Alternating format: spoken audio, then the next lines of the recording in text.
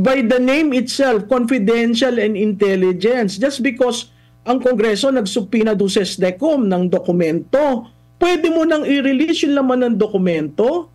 Violation yun sa auditor code natin.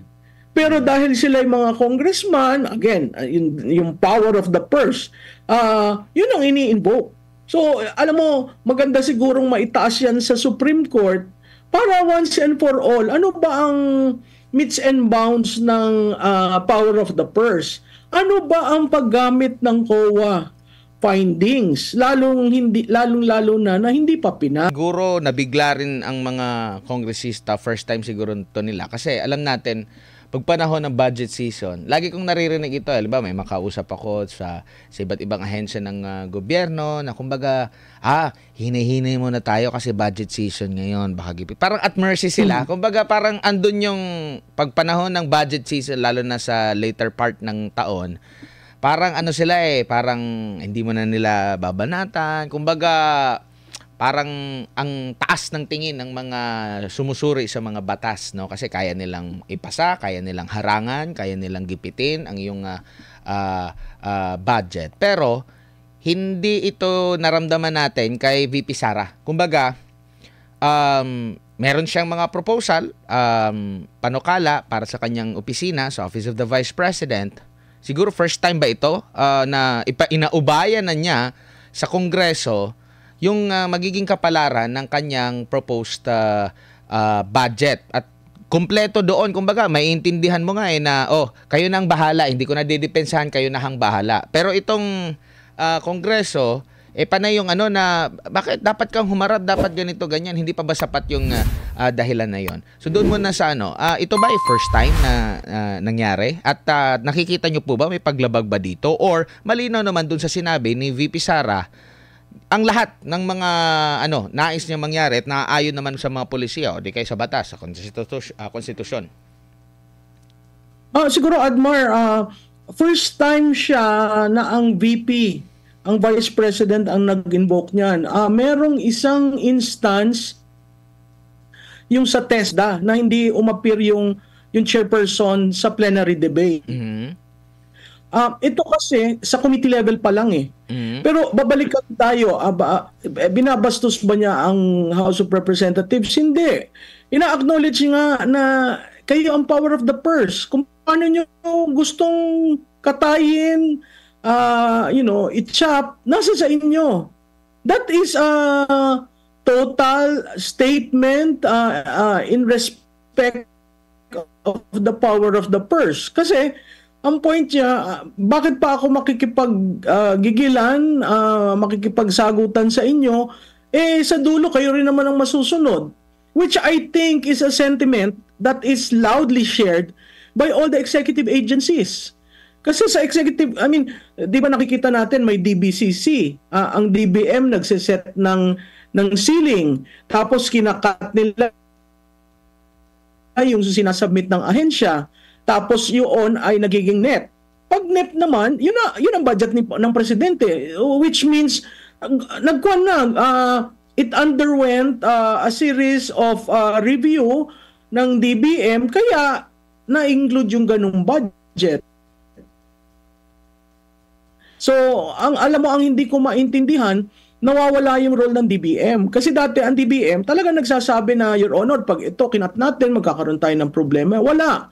Outright, ang House of Representatives ang nagsasabi na hindi, ito i-cut natin, ito i-align natin. Nakita natin yung nangyari last year.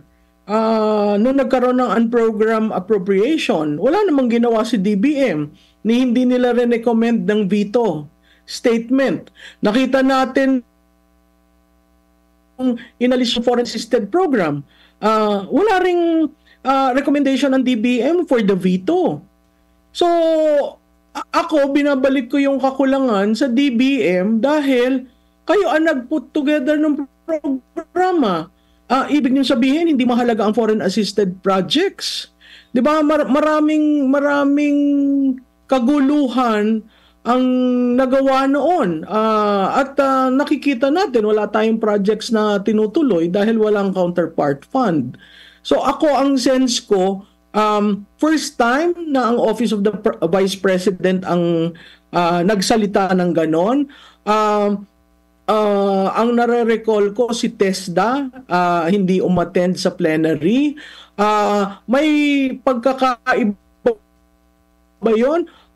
Wala. Ang nangyayari lang kasi sa plenary, sa dami ng members ng appropriations, parang umaabot na ng mahigit na 50, doon sa 350, merong hindi naka-attend nung hearing sa committee. Kaya sa plenary, mahalaga na naandun yung head of agency. Pero dahil sinabmit na nga at sinabing kayo na ang bahala, hindi ko maintindihan kasi traditional yun eh. Alam mo, ang Kongreso is steeped in traditions. Isang tradisyon niya ang yung head of agency na andon para sa plenary debate, kung may itatanong na andon, hindi maho-hold yung debate, di ba? At ang art of legislation is really compromise. So makikipag-compromise ka. Kunyari may isang probinsya, walang fire truck, walang mobile, talagang i-hold yung plenary debate sa DILG dahil humihingi siya ng mga kailangan ng kanyang lugar. So, pero kung ano-anong galing na committee report sa Committee on Appropriations, hindi naman yun nagbabago na eh. And again, tradition dictates na kung ano yung re-recommend, yun na yung ina-approve ng plenaryo. Tsaka Prof, tama nga yung sinabi mo, hindi naman na nambasto si BP Sara dahil kinikilala yung kapangyarihan ninyo. 'Di ba? Pwede kayo biruin mo, sila na ang nasa sa kanila na, 'di ba? Ang tanong ko nga, nung hindi nag-committee report, hindi pa committee report, parang sinabi ni Congresswoman Kimbo, ito yung ikakat. From almost 2 billion, di ba, bumaba sa 700 million at may mga items silang kinat. Hindi mo naman nakita ang Vice Presidente nag-appeal. So hindi ko maintindihan, anong issue ninyo? O kinat nyo na, di ba? Hindi naman nag-appeal, hindi naman humingi ng tulong. So, makikita natin sa Senado, pag pinatawag, kasi sa Senado, pinatawag na siya sa committee at ang medyo naging naipit doon yung libro, yung publication ng libro. So, titingnan natin sa plenary. Sinabi naman niya ang commitment niya na a-attend siya sa plenary. Pero, sinabi rin niya na at the end, pag nag-BICAM yan, yung House rin ang masusunod. So, essentially, alam na niya ang mangyayari. Kaya, yung sinasabi niyang handa naman ho kami kung magkano ho yung ibibigay nila, tuloy-tuloy lang ho ang serbisyo. Yun ang makikita mo doon, yung leadership ni VP, na kung anong ibigay niyo sa akin, hindi ako, kasi usually, di ba, ang tradition, parang magbibigay ka ng respeto, hihingi ka ng pabor, di ba? Yun yung, ang tawag doon, horse trading ang tawag sa kagaya sa OP, 'di ba? Mabilis lang na ipasa yung budget nila. Yung yung hindi kasama sa pagbusisi yung budget ng taga-busisi. Ibig sabihin, hindi nahihimay yung budget ng House of Representatives. Tradition din 'yon. Oo, Admar, tama ka dyan. Yan ang malaking problema. Kasi hindi naman na-represent sa committee. Nung 8 Congress, na nandun ako sa Senado, at nung 9 Congress, nasa House ako, pinipresent yung budget ng House of Representatives kahit na sabihin mong hindi kinakat, alam mo, walang amendment, pero pinipresent. At napapag-usapan so many sa PS, so many sa MOOE, may ganon. Pero ngayon, wala na talagang presentation. Kaya nga, diba? Tanong, sino ang taga-busisi sa taga-busisi? Sino ang taga-busisi sa budget ng taga-busisi? Dahil nga sa time-honored tradition, pwede sa kanila pero hindi pwede sa VP o VP? That's right. Ganun ang lumalabas. Kasi yung time-honored tradition yan, ang sa judiciary, hindi masyadong binubusisi dahil inter-branch courtesy. Pero pinag-uusapan. I remember there was a time si Chief Justice Davide, tinanong yun sa Senado, bakit ang mahal ng kurtina nyo? Saan ba kinukuha yung kurtinang yan? Pinag-uusapan, pero hindi mo sinasubject sa sobrang inquiry because of the inter-branch courtesy. So, pero itong sa atin ngayon, hindi na pinag-uusapan ang Kongreso. So, hindi mo talaga alam saan nagagamit. Wala pa silang liquidation. So, kung titingnan mo, ay sandali lang, ang power of the purse ba, ganon? Tsaka endorsed din ito ng administration pa rin, di ba? Ng yes, DBM. nakasama sa NEP. Oh. Kasi yung NEP na yan, kailangan mong tingnan yung sources ng yung revenue mo. So, kung kulang ang revenue mo, paano popondohan? Pero pag pinisent yun, nagpipresent rin kasi sa nagsasabit ng total budget eh. Pag pinisent yun sa DBM, usually more often, ang judiciary at ang legislative, kung ano yung sinubmit, is taken as is. Tingin niyo po ba, ma'am? Tingin niyo po ba nabasto sila or dahil hindi sila makagisa kay BP Sara kaya galit sila? Admar, hindi sila makagisa. 'Di ba? Hindi nila matanong ng kasi ang sinabi na niya babalik ulit tayo doon ha. Merong accomplishment report na binigay sa kanila. Traditionally, ang bawat ahensya nagbibigay ng accomplishment report. Traditionally, may folder na binibigay ang bawat ahensya doon sa budget. Tapos, nung nandun siya, nag-present siya ng PowerPoint. So, ano pa yung... So, kung ano yung... At ang masama dito ay 2025 ang pinag-uusapan natin. Kaya nung unang harap niya, sandali lang, ba't ang tinatanong mo sa akin 2022? Diba? Maling-mali yun. At yun nga yung sinasabi ko, yung chairperson at the time, si Congresswoman Kimbo, was not able to control the exchange. Kasi inalaw niyang ilabas yung information sa Confidential and Intelligence Fund. Dahil sinapina duces tecum lang nila yung dokumento, allowed na ang Makabayan Black to reveal. Bakit mo i-reveal yun? Hindi pa naman tapos yung pag-uusap tungkol dun sa notice of disallowance.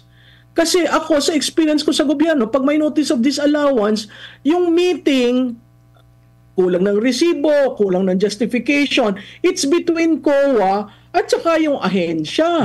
Never yung dinidiscuss publicly kasi baka mamaya magamit, hindi pa naman final ang desisyon ng COA.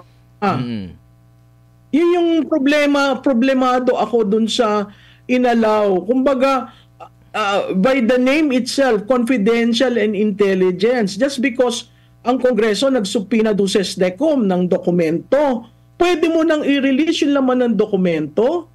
Violation yun sa auditor code natin. Pero dahil sila yung mga congressman, again, yung power of the purse, yun ang ini-invoke.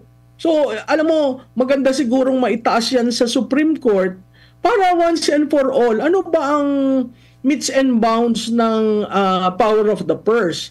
Ano ba ang paggamit ng COA findings, lalong-lalo na hindi pa pinal? Yun ang mahirap doon. Kaya nung nagkalat, kung ano-anong interpretasyon, siguro nung panahon ko sa Kongreso, walang social media, madali mong matago? Sagutin? Oo, ngayon hindi na kasi kanya-kanyang interpretasyon. So yung 73 million, nung isang araw may nakita ako, ginastos niya in 7 days. Saan kako kaya nang galing yun? Ang pinag-uusapan lang naman sa 2022, yung nagastos ng 11 days. At clearly, parati nating ine-explain, pag nag-end of the year ho, at hindi nyo nagastos ang pondo nyo, in order for it to be a continuing appropriation, magre-realign kayo at magre-request kayo.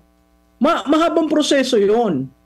At yung mga tao sa gobyerno, kuminsan yung pera, dahil hindi mo nga nagamit ng tama, yun yung tinatawag na utilization, no? Naiipit. Ito, tinapos niya talaga. Kasi gusto niya, ba't ka naman hihingi ng confidential and intelligence fund sa Pangulo kung hindi mo gagamitin? Di ba maling-mali naman yun na humingi ka at natulog ka sa pansitan, hindi mo nagamit yung pondo. Siya nagamit niya. Bakit nagamit? Dahil may program activities plan, yung PAP.